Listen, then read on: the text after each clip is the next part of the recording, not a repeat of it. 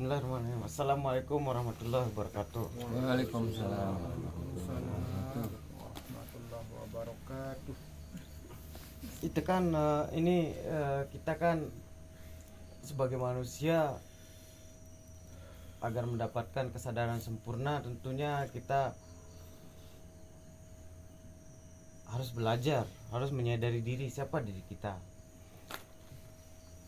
Kita adalah manusia yang diciptakan Allah Subhanahu wa taala. Nah, agar kita bisa mengenal diri dan mengenal Tuhan dan kita bisa sadar diri dan akhirnya juga innalillahi wa inna ilaihi rajiun. Kita masuk ke rahmat Allah, nikmat Allah itu jannah. Itu sebelum dalam perjalanan ini kita harus mengenal dulu agama yang kita ikuti. Kita mengenal agama dulu ya, agama Islam. Agama itu adalah aturan. Agama itu adalah aturan hukum cara kita hidup. Agama itu adalah sebuah sistem yang mengatur kehidupan kita, seperti kehidupan zahir batin ini, seperti kesucian zahir batin, cara ibadah, cara hidup, cara bekerja, cara bersilaturahmi dan sebagainya, agar kita selamat. Tentunya kalau kita tidak beragama, maka yang akan terjadi jika kita tidak beragama, akan terjadi pencampur adukan antara yang baik dan yang buruk, ketidakteraturnya waktu dan sebagainya. Untuk itu kita kenal dulu agama yang kita ikuti.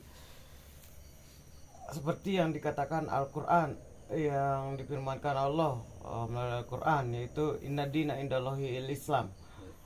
Agama yang diridhoi Allah itu Islam. Makna yang dari Islam itu kita harus pahami dulu, biar kita tidak hanya berbuat hanya masuk Islam KTP saja. Islam ini sebenarnya kalau dari beberapa bahasa kan, dan seperti bahasa Arab, dari pemahaman beberapa orang mengatakan selamat itu adalah sebuah kondisi yang diharapkan oleh seluruh makhluk. Sebenarnya Islam itu sebenarnya bermakna berserah diri, bukan hanya selamat, berserah diri, berserah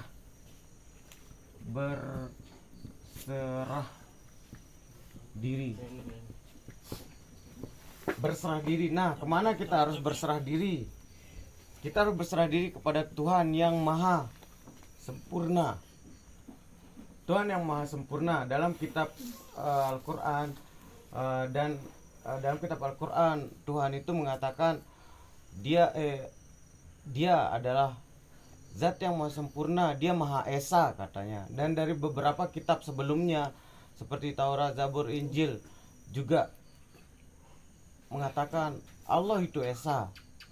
Jadi dari seluruh agama bersepakat bahwa Allah itu esa, karena itu adalah informasi dari Tuhan alam semesta. Dan agama yang Tuhan turunkan adalah Islam. Tetapi bukan berarti agama lain juga salah. Agama ini kita bahas agama ya, seperti agama Hindu, Buddha, Nasrani, Yahudi. Mereka semua, selama mereka tidak melakukan persekutuan, mereka tidak bersekutu menyekutukan Allah dengan sesuatu, maka mereka juga insya Allah akan selamat.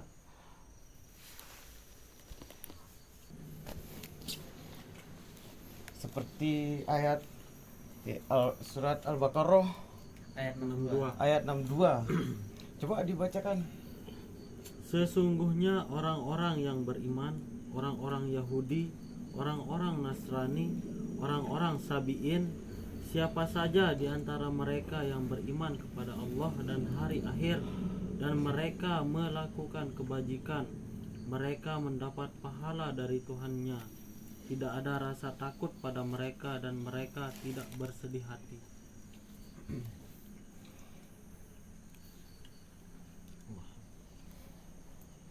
Dari ayat ini kita bisa lihat kalau seluruh agama sebenarnya selama dia berserah diri kepada Tuhan yang maha sempurna, Tuhan yang maha esa, Allah Rabbul Alamin, tanpa mempersekutukan dengan sesuatu,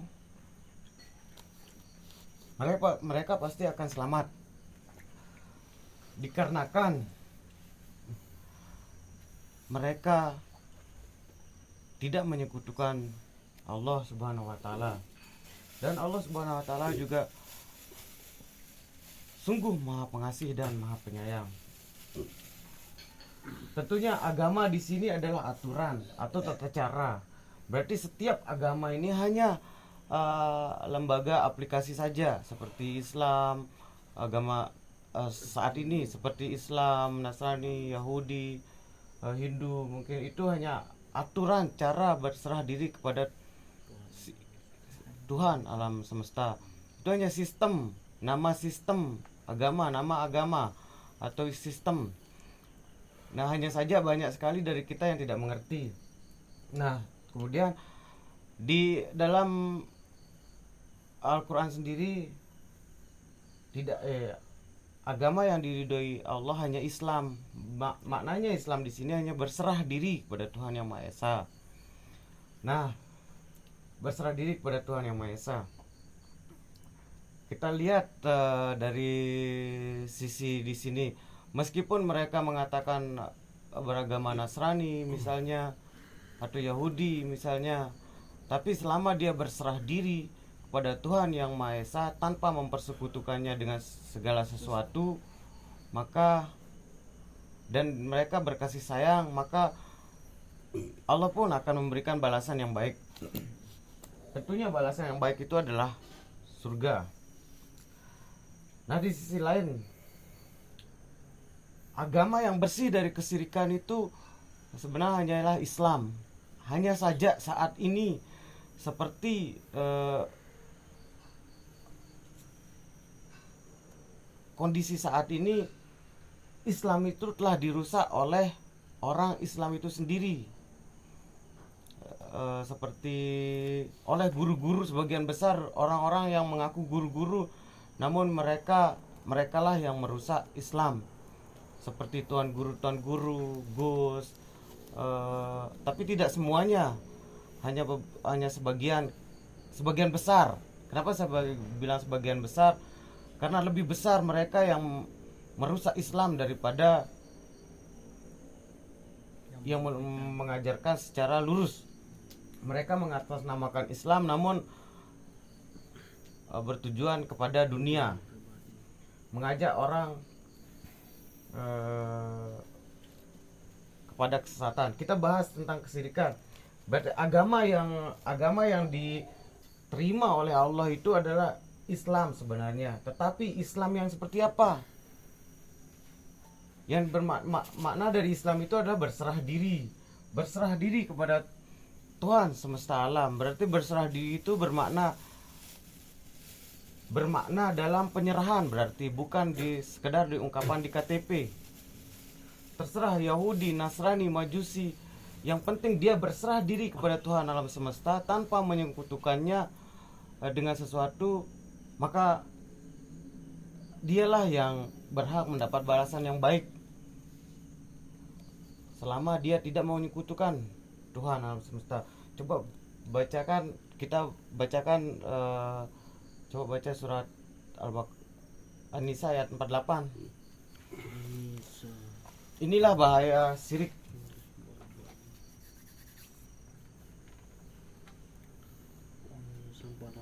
Sesungguhnya Allah tidak akan mengampuni dosa karena mempersekutukannya, syirik, dan Dia mengampuni apa dosa selain syirik itu bagi siapa yang Dia kehendaki. Barang siapa mempersekutukan Allah, maka sungguh dia telah berbuat dosa yang besar. Tuh, di sini bisa kita lihat Allah mengampuni seluruh dosa. Terserah dosa apapun itu, kecuali syirik, yaitu menyekutukan Tuhan dengan sesuatu, menyekutukan Allah dengan sesuatu. Nanti kita bahas syirik. Coba baca surat Taubah ayat 28. Wahai orang-orang yang beriman, sesungguhnya orang-orang musyrik itu najis, kotor jiwa. Karena itu janganlah mereka mendekati Masjidil Haram setelah tahun ini. Dan jika kamu khawatir menjadi miskin karena orang kafir tidak datang, maka Allah nanti akan memberikan kekayaan kepadamu dari karunia-Nya jika Dia menghendaki. Sungguh Allah Maha mengetahui, Maha bijaksana. Nah, di sini juga kita bisa tangkap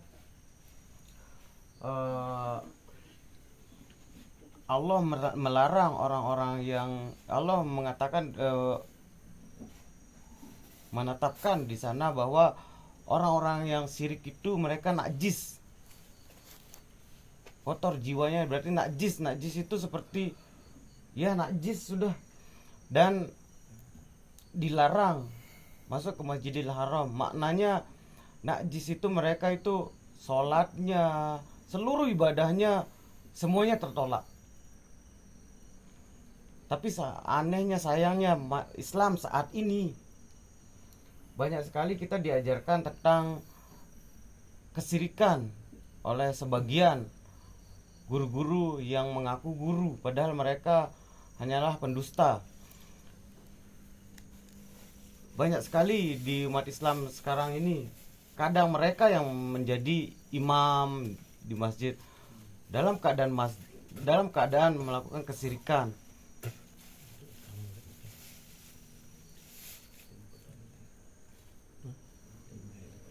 Dan juga kita lihat ke Masjidil Haram juga banyak sekali terlihat kejadian-kejadian aneh. Padahal di sini terang sekali jangan dilarang kita melakukan ibadah haji, apalagi sampai ke Masjidil Haram bagi orang yang melakukan perbuatan kesyirikan, orang-orang musyrik yang melakukan kesyirikan. Agar kita sedikit lebih teliti, kita coba kaji syirik itu seperti apa, agar tidak sia-sia. Pertama, syirik itu ada, untuk ngambil paham ada tiga, kita bagi menjadi tiga.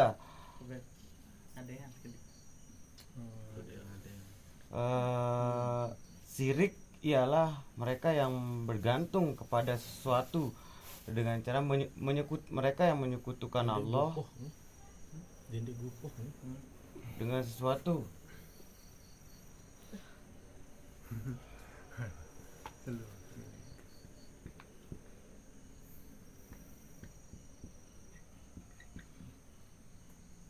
Kecil.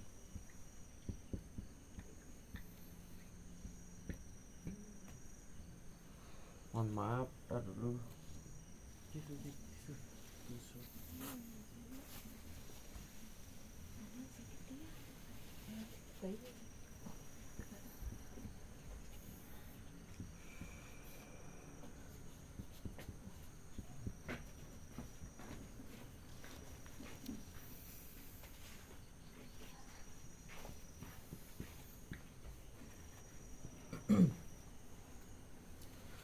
Ini syirik.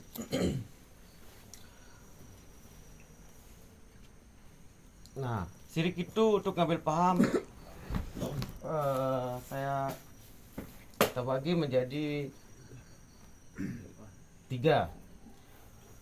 Pertama, syirik jali. Syirik jali itu syirik besar, yang sangat jelas, makanya saya tulis syirik jelas, seperti menyembah patung,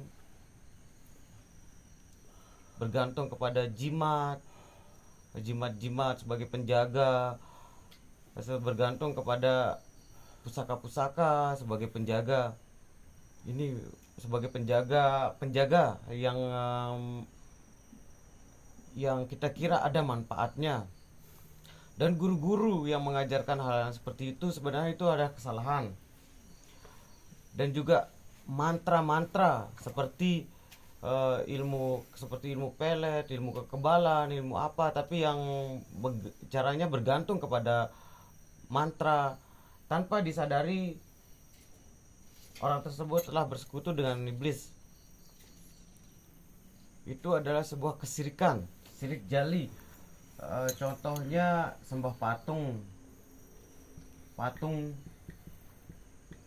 jimat, mantra.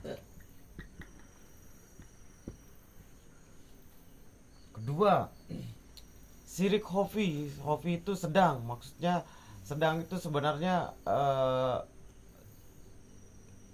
sama beratnya, cuman hanya saja beratnya itu terbayarkan langsung dari kelelahan. Sirik sedang itu seperti bergantung kepada sebab akibat. Karena ini saya begini, saya memiliki rumah itu karena usaha saya. Kalau saya tidak berusaha, tidak mungkin saya memiliki rumah.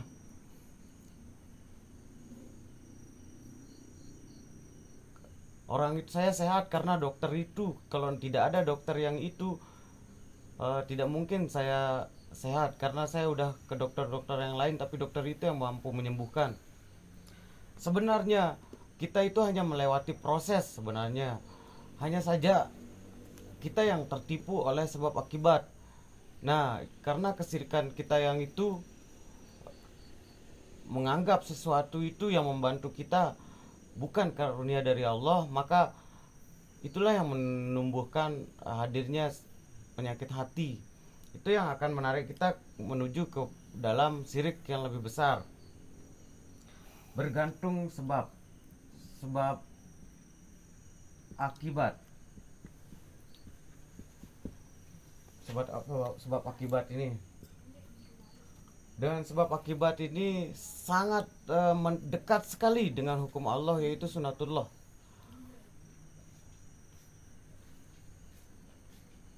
Yang ketiga, syirik yang sangat halus, yaitu hafizul hofi, yaitu syirik yang sangat halus yang kita tidak sadari, hampir kita tidak sadari, yaitu bodoh.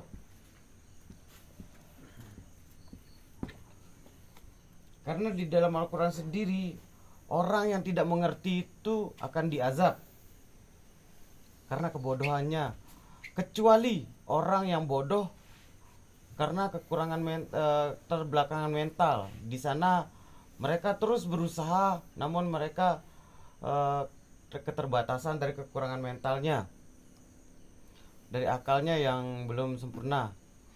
Jadinya yang tidak sempurna, jadinya yang bodoh di sini bermakna orang yang lebih mengikuti yang batil daripada yang hak. Nah, selama kesirikan ini masih ada di dalam diri seseorang, seluruh ibadahnya tidak akan diterima oleh Allah Subhanahu wa taala. Apa yang mereka tuai tanam, mereka pasti akan menuainya. Seperti misalnya kesirikan ini akan mereka dapatkan dengan balasan yang sangat berat di sisi Allah, yaitu neraka. Dia akan terusir dan masuk neraka. Di sini sudah sangat jelas jenis kesirikan yang seperti ini jarang sekali dijelaskan oleh para guru-guru kita. Bahkan malahan sebagian mereka mengajarkan jimat. membuat jimat, malah menjual-jual jimat, mengajarkan mantra untuk ilmu-ilmu tertentu. Padahal itu semua hanya merugikan diri dan mengajak mereka bersekutu kepada menyekutukan Allah. Bisa kita lihat di sini. Di Indonesia ini sangat banyak sekali guru yang seperti itu. Jelas sekali jadinya agama yang kita ikuti Islam berserah diri kepada Tuhan alam semesta tanpa menyekutukannya, itulah yang dibawa oleh para nabi dan rasul. Nah, Islam itu telah dirusak oleh orang-orang yang mengaku Islam, seperti guru-guru yang palsu-palsu ini. Mereka mengajarkan agama, namun di sisi lain mereka mengajarkan cara berbuat kesirikan dan juga menjual-jual kesirikan. Di sini kita harus waspadai hal yang syirik ini, karena seluruh ibadah kita tertolak jika kita melakukan kesirikan. Memang mereka mengajarkan kita, sebagian guru-guru yang mengajarkan kesirikan seperti ini, semoga mereka diberikan hidayah oleh Allah. Memang banyak sekali yang mengajarkan kita untuk belajar wudhu, mensucikan diri, tapi mereka tidak menyadari sebagian dari mereka melakukan kesirikan. Kesirikan itu adalah sebuah najis jiwa. Kotor jiwa itu najis. Selama hidup mereka ibadahnya tertolak karena mereka sedang beribadah dalam dua cabang, membawa najis, membawa sekutu Tuhan alam semesta. Mungkin hanya itu aja yang saya buat video. Assalamualaikum warahmatullahi wabarakatuh.